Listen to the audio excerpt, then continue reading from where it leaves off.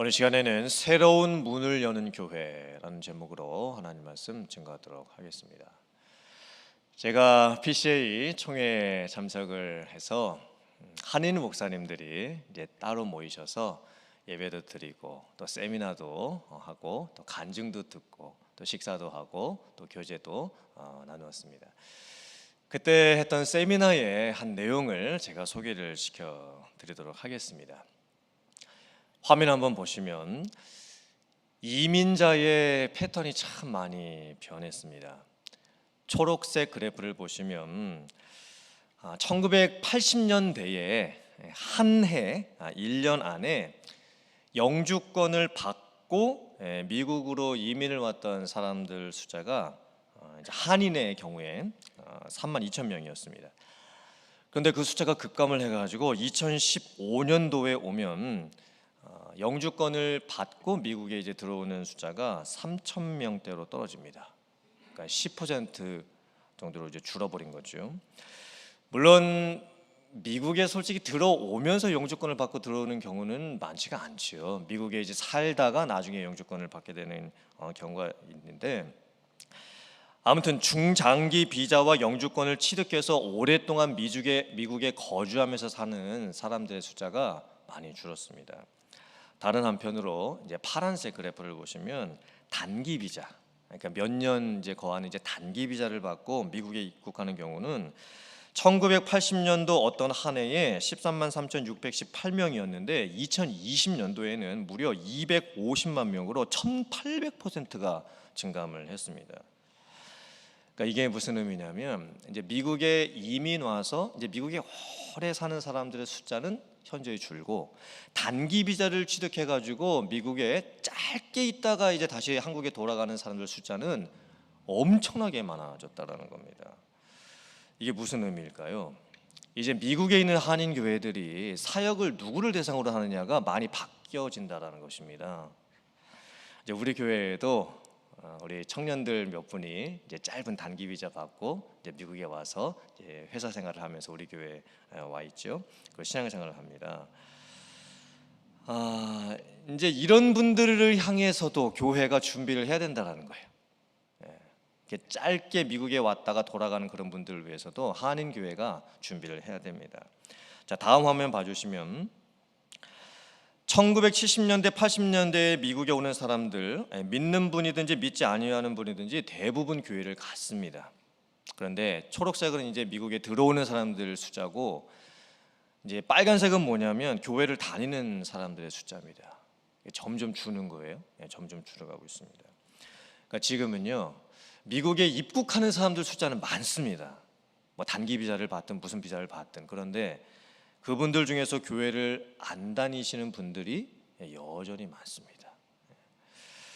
자, 그다음 화면 보시면요, 1970년대, 80년대를 보면 교회 개척의 원리 중에 하나가 뭐였냐면 공항 픽업이었습니다. 즉 어떤 사람이 미국에 오시게 되면 누군가가 그분을 이제 공항에 마중을 나가게 되는데, 그 마중 나간 사람이 누구냐에 따라서 미국에 온 사람의 앞날이 결정이 됩니다. 이제 공항 마중 나온 사람의 직업을 따라가는 경우도 많고, 그분이 사는 아파트, 뭐 같은 아파트든지 같은 동네에 이제 정착해서 사는 경우도 많고, 또 그분이 교회를 다니시게 되면 이제 공항 마중 나온 그분 따라서 그분 다니는 교회에 다니는 경우가 참 많았습니다. 그래서 1970년대, 80년대에는요, 이 공항 픽업에서부터 전도가 시작됐어요. 그리고 공항 픽업을 어떻게 하느냐에 따라서 이제 교회 개척이나 뭐 새신자 정착이 이루어졌습니다. 그런데 지금은 많이 바뀌었죠. 본인들이 알아서 인터넷에서 다 알아보고 옵니다. 본인이 살 아파트도 온라인으로 다 계약하고 오고 알아보고 오고, 심지어 아이들 학교도 학군이 어디가 좋은가 다 알아보고 오고, 교회도 다 인터넷으로 먼저 이제 알아보고 옵니다. 다음 화면 보시면요, 지금이 과도기지요. 지금 이제 변화기입니다. 예전에는 예측이 가능했습니다. 그리고 통제가 어느 정도 가능했죠. 그래서 예전에는 더 하면 통했습니다. 즉 무슨 일이 안 되면 더 하면 됐습니다. 무슨 일이 막혔다 그럼 더 열심히 하면 됐습니다. 그런데 요즘은 시대가 많이 바뀌었습니다. 불연속적인 변화가 많이 일어나고 있습니다. 예측을 할 수도 없고 패턴도 없고 더더더 한다고 해서 잘 되는 시대가 아닙니다. 오늘의 시대는 새롭게 다르게 접근을 할 수 있어야 됩니다. 근데 제가 저 세미나를 들으면서 문제도 알겠고 지금 이 시대가 어떻게 바뀌었는가 그것도 이제 어느 정도는 알겠는데 그럼 무엇을 어떻게 하라는 것인가 그 대안을 찾기가 참 어려웠습니다. 이제 세미나를 인도해 주신 목사님도 문제 제기는 잘 해주시고 현실 파악은 이렇게 잘 해주셨는데 그럼 교회가 구체적으로 뭘 어떻게 해야 되는 것이냐 그거에 대해서는 별로 말씀을 해주지를 못하셨습니다. 그러니까 요즘은 참 목사님들도 답을 찾기가 어렵습니다. 그런 시대가 지금 되어 버렸습니다.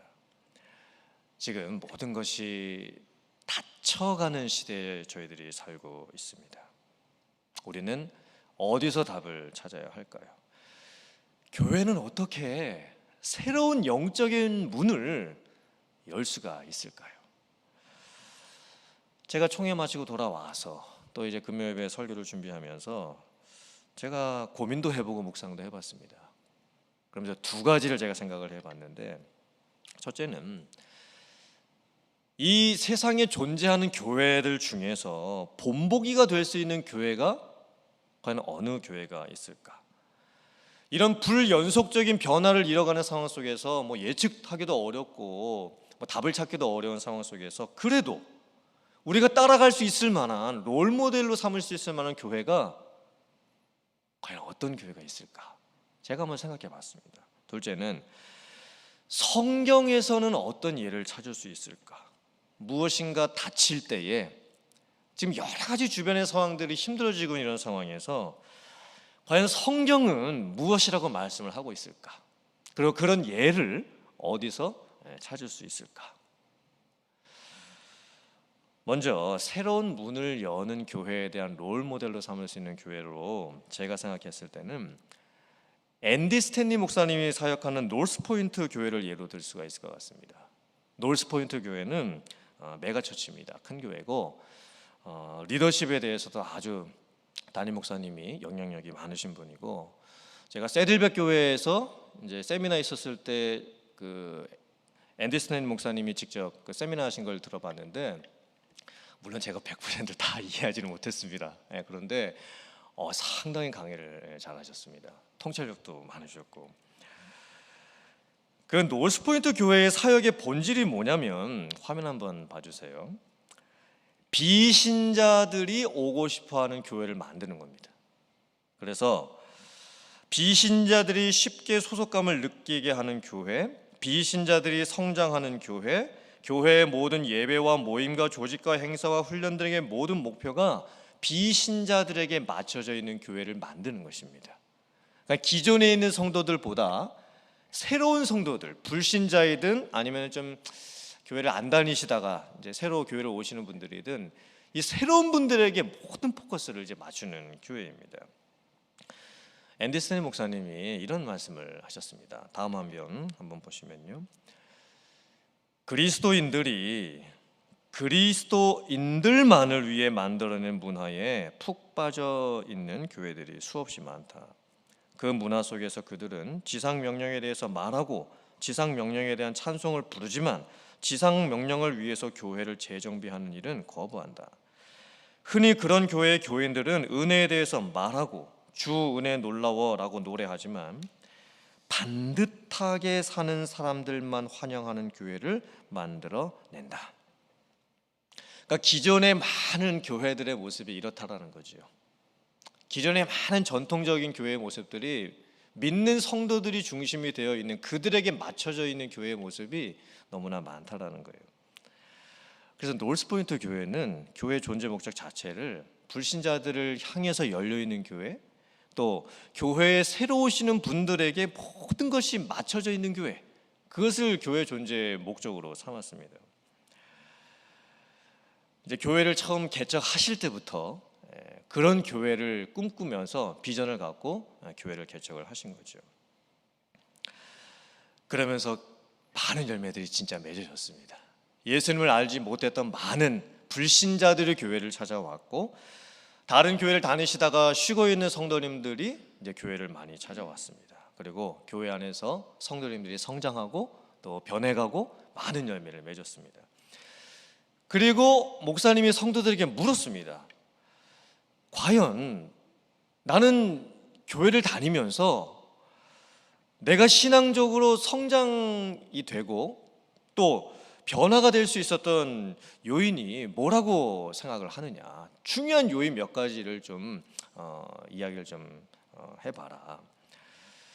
그래서 성도님들이 내가 이것을 했을 때 성장이 되었고 변화가 되었습니다 라고 고백했던 5가지를 추렸습니다. 그러니까 이거는 교회에 꼭 있어야 된다는 거예요. 그러니까 새로운 성도들이, 불신자들이나 기존 교회, 다른 교회 다니셨다가 쉬었던 분들이 교회를 왔을 때 이 5가지만은 꼭 해야 된다는 겁니다.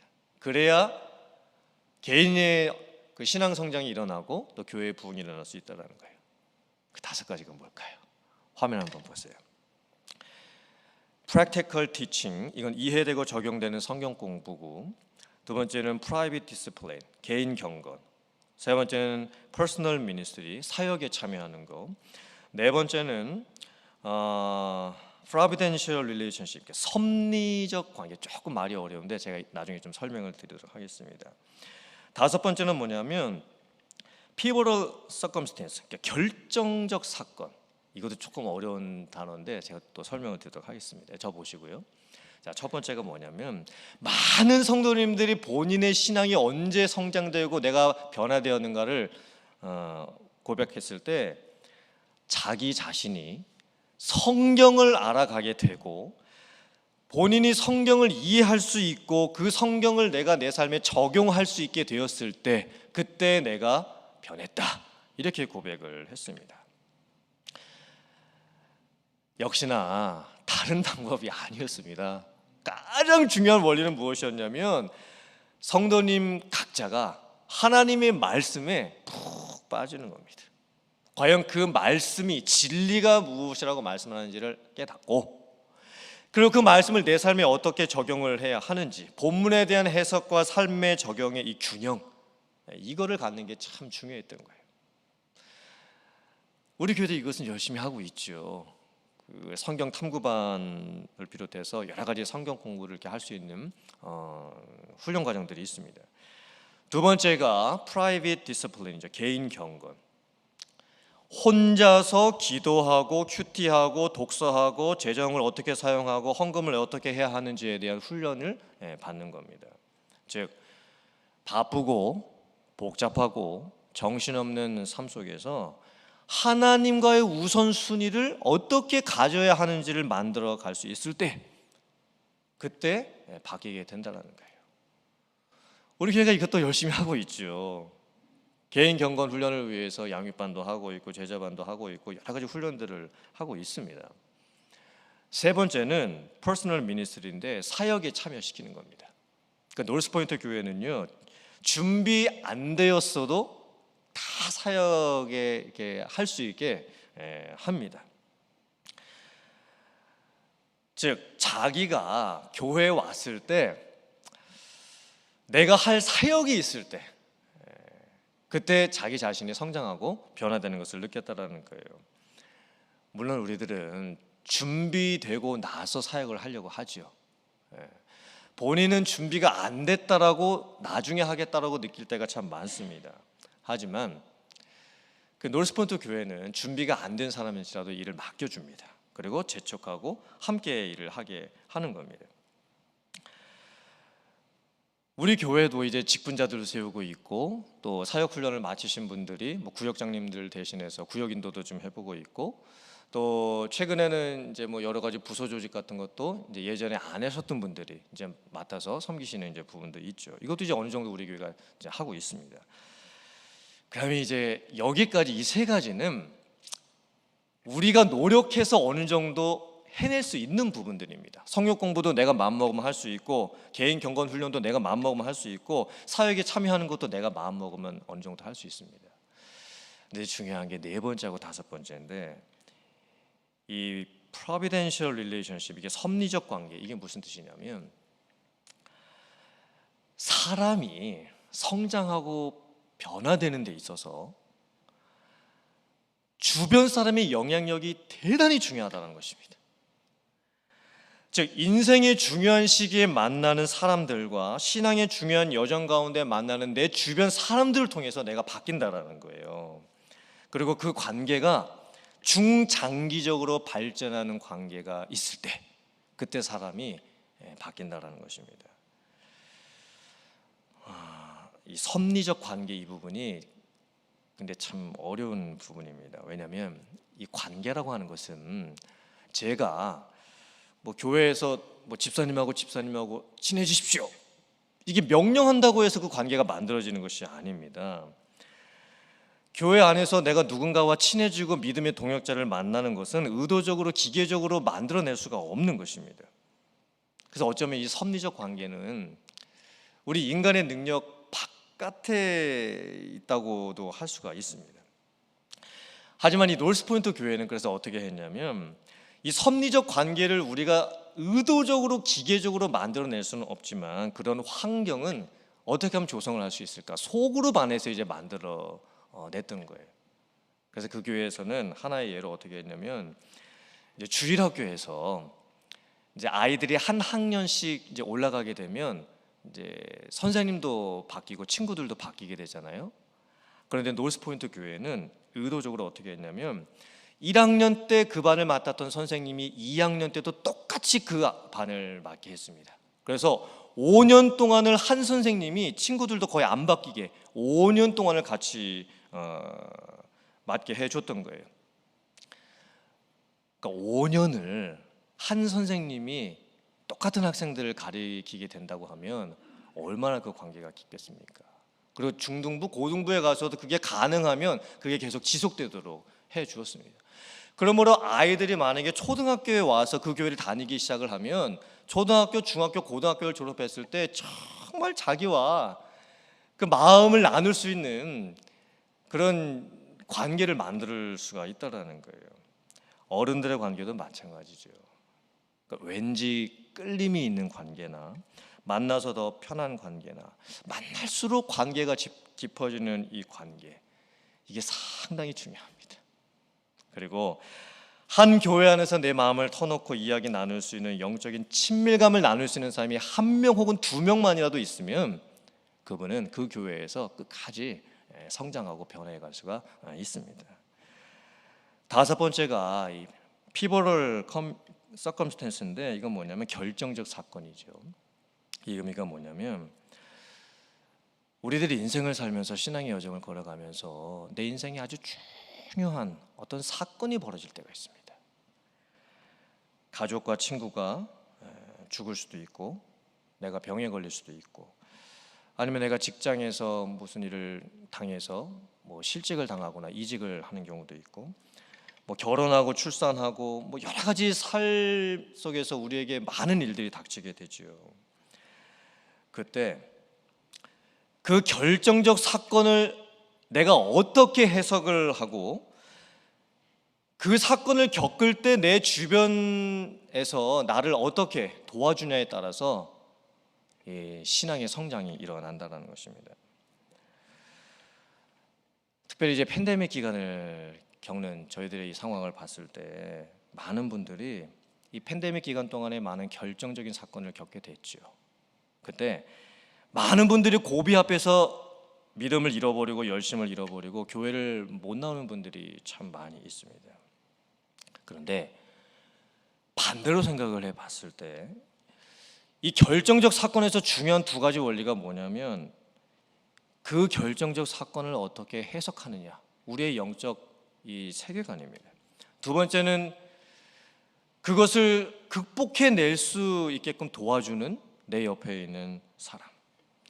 물론 팬데믹을 겪으면서 우리가 뭐 힘든 일들도 경험하고 또 영적으로 다운되는 부분도 있지만 다르게 생각을 해봤을 때 이 팬데믹 기간은 오히려 우리들에게 정말 신앙생활의 본질이 무엇인가를 깨닫게 해주었습니다. 그리고 내 믿음의 수준이 정말 정확하게 어디에 있는지를 깨닫게 해주었습니다. 리트머스 시험지와 같았지요. 그리고 다른 한편으로 예배를 더 사모할 수 있게 해주었고 교회를 더 사랑할 수 있게 해주었습니다. 그리고 이 팬데믹 기간 동안에 교회를 진심으로 헌신적으로 섬겼던 그분들 안에는, 그러니까 우리들도 알지요. 그 힘든 시기를 같이 겪어갔으니까 더 믿음의 끈끈한 관계가 만들어졌습니다. 내 인생에 생기는 어떤 결정적 사건이 나를 힘들게 할 수도 있지만 오히려 우리를 더 단단하게도 할 수가 있는 것입니다. 여러분들은 어떠십니까? 이 5가지를 경험을 하고 계십니까? 그리고 우리 교회는 이 5가지를 어떻게 더 잘 만들어 가야 할까요? 여기에 답이 있는 것 같습니다. 이 5가지를 개인적으로, 교회적으로 어떻게 만들어 갈 것이냐. 또 화면 한번 보시면 노스포인트 교회가 새로운 문을 열기 위해서 항상 고민했던 3가지가 있었습니다. 그게 뭐였냐면, 첫 번째, 우리의 공간은 매력이 있는가?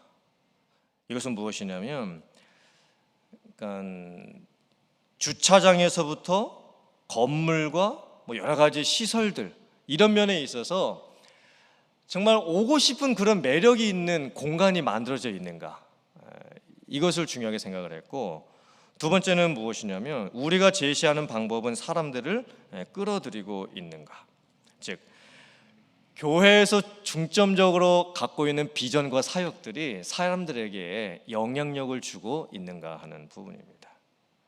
단순하게 사람들을 흥미로 끌어들이는 것 말고 교회에서 제시하고 있는 비전과 방향성과 사역들이 성도님들이 다 동의할 수 있고 동참할 수 있는 그런 비전과 사역이 되고 있는지. 그래서 어떤 부분에서는 교회에서 하자고 하는 것이 오히려 성도님들 너무 힘들게 하고 있지는 않은지, 아니면 반대로 교회에서 성도님들 너무 풀어놓고 있지는 않은지, 그것을 항상 살펴봤던 거예요. 세 번째는 뭐냐면 우리의 내용은 유익한가. 어쩌면 이게 가장 중요하겠죠. 설교와 훈련과 또 소그룹에서 교회는 항상 무엇인가를 가르칩니다. 무엇인가를 전합니다. 그때 성경적으로 가르치고 성경적으로 성도들이 사고할 수 있도록 도와주고 성경적으로 성도들이 행동할 수 있도록 도와주고 성경적으로 성도들이 살아갈 수 있도록 도와줄 수 있는가? 과연 교회가 성도들을 그렇게 이끌어 줄 수 있는가? 교회에서 가르쳐주는 모든 내용들이 성도님들로 하여금 성경대로 생각하고 성경대로 행동하고 성경대로 살아갈 수 있도록 해주고 있는가? 이거를 이제 고민을 했던 거예요. 그러면서 노스포인트 교회가 지금까지도 계속적으로 지금 성장해 가고 변화를 이뤄가고 있습니다. 그렇다면 성경은 뭐라고 말씀하고 있을까요? 성경 오늘 본문 말씀을 보면 이제 사도행전의 마지막 부분이죠. 바울 사도가 3차 선교 여행을 마치고 로마 감옥에 갇히는 상황입니다. 물론 이제 로마 감옥에 갇혔을 때 그 감옥은 지하 감옥에서 이렇게 쇠사슬에 매여져 있는 그런 감옥이 아니었습니다. 가택 연금과 같은 감옥이었습니다. 그러니까 집안에 갇혀 있는 거죠. 그 기간이 한 2년 정도 됩니다. 지금 이 상황도 모든 것이 닫혀 있는 상황입니다. 바울 사도가 집안에 갇혀서 아무것도 할 수가 없습니다. 그런데 바울 사도가 새로운 문을 엽니다. 바울 사도 본인이 집 바깥을 나갈 수는 없었지만 집 바깥에 있는 사람들이 집 안으로 들어올 수는 있었습니다. 오게 할 수는 있었습니다. 그래서 바울 사도가 집에 찾아오는 사람들에게 복음을 전합니다. 아침부터 저녁까지 복음을 전합니다. 바울 사도는 상황은 지금 갇힌 상황입니다. 닫혀져 있는 상황입니다. 그런데 계속 새로운 문을 엽니다. 말씀의 문을 엽니다. 자기 집을 찾아오는 한두 명의 사람에게도 복음을 전하기 시작을 합니다. 그런데 자기 집을 찾아오는 그 사람들에게 바울 사도가 복음을 전했을 때 다 예수님을 믿지는 않습니다. 어떤 사람은 믿는 사람도 있고 어떤 사람은 믿지 않는 사람도 있습니다. 그때 바울 사도가 말을 하죠. 특히 유대인들을 향해서 이렇게 말을 합니다. 이사야 선지자가 예언한 것이 옳도다. 들어도 깨닫지 못하고 보아도 알지 못하고 마음이 우둔해져 있는 자들이여, 너희들이 오히려 고침받기를 거절하고 또 고침받고 나음받는 것을 두려워하는도다. 책망입니다. 그러면서 너희들이 하나님의 복음을 듣지 않았기 때문에 너희들에게는 문이 닫히고 이제 이방인들에게 복음과 구원의 문이 열릴 것이다, 이렇게 선포를 하고 있습니다. 바울 사도는 유대인들에게 닫힌 문 때문에 절망하거나 낙심하지 않습니다. 물론 안타까웠죠. 하지만 바울 사도는 하나님께서 새롭게 열어주시는 그 문이 어디에 열렸는지를 봅니다. 이방인들을 향해서 더 점점 넓게 열려가는 그 선교의 문을 지금 바라보고 있는 거예요. 사도행전 16장 6절부터 7절 말씀 같이 봉독합니다. 시작. 성령이 아시아에서 말씀을 전하지 못하게 하시거늘 그들이 부르기아와 갈라디아 땅으로 다녀가 무시아 앞에 이르러 비두니아로 가고자 애쓰되 예수의 영이 허락하지 아니하시는지라. 바울 사도는 선교를 다니면서 하나님께서 문을 닫으시고 하나님께서 문을 여시는 것을 많이 경험했습니다. 바울 사도 자기 자신은 소아시아 지방에 가서 복음을 전하려고 했지요. 그런데 성령께서 막으십니다. 말씀을 거기 가서 전하지 못하게 하십니다. 또 비두니아로 가서 전하고 해도 성령이 또 막으십니다. 그때 바울 사도는 왜 이 길이 막힐까 낙심하고 절망하지 않았습니다. 왜 내가 하려는 것마다 이렇게 안 될까 낙심하지 않았습니다. 바울 사도가 이렇게 기도 부탁을 합니다. 골로새서 4장 3절 말씀 같이 봉독합니다. 시작. 또한 우리를 위하여 기도하되 하나님이 전도할 문을 우리에게 열어주사 그리스도의 비밀을 말하게 하시기를 구하라. 내가 이 일 때문에 매임을 당하였노라. 아멘. 바울 사도는 문을 여는 것이 자기에게 달려있는 것이 아니라고 지금 고백을 하고 있습니다. 전도할 문도 하나님이 열어주셔야 한다는 것을 지금 고백을 하고 있는 것입니다. 이 말씀이 팬데믹을 지나가고 있는 교회와 목회자들과 성도님들에게 참으로 위안과 도전이 되는 말씀입니다. 팬데믹 때문에 교회를 떠나고 또 못 나오고 아무리 연락해도 안 되고 권면을 해도 안 되는 분들 때문에 저도 마음이 무겁고 힘들고 또 여러분들께서도 참 마음이 힘들 것입니다. 하지만 우리가 너무 닫힌 문만 보고 있으면 안 됩니다. 하나님께서 때로는 누구에게 문을 닫게 하실 때도 있습니다. 어떤 사역의 문도 닫게 하실 때가 있습니다. 우리가 궁극적으로 바라봐야 할 것은 하나님께서 열어놓으시는 새로운 문을 바라보는 것입니다. 지금도 하나님께서는 누군가의 마음을 열고 계십니다. 지금도 하나님께서는 교회의 사역의 어떤 방향을 열고 계십니다. 우리는 문을 여시는 하나님을 바라볼 수 있어야 됩니다. 과연 하나님께서 나를 통해서 교회를 통해서 지금 어느 문을 새롭게 열고 계실까? 우리가 묵상하고 또 기도해야 될 줄 믿습니다. 오늘 설교를 들으면서 묵상을 하면서 여러분들께서도 한번 생각을 해보세요. 과연 내 인생에 있어서 하나님께서는 내 인생 중에서 무슨 문을 지금 닫으실까? 무슨 일을 막으실까? 왜 안 되게 하실까? 왜 어렵게 하실까? 왜 힘들게 하실까? 그러나 분명 하나님께서는 다른 문을 열고 계십니다. 새로운 길을 열어주고 계십니다. 여러분들이 개인적으로 여러분의 인생 가운데서 그걸 발견하실 수 있으시길 간절히 바랍니다. 교회 안에도 다치시는 분들이 계시죠. 너무 안타깝죠. 너무 안타깝습니다. 하지만 우리가 궁극적으로 바라봐야 할 것은 지금도 하나님은 누군가의 마음을 새롭게 열고 계십니다. 지금도 하나님께서는 교회를 통해서 새로운 복음의 문, 사역의 문을 열고 계신다는 것입니다.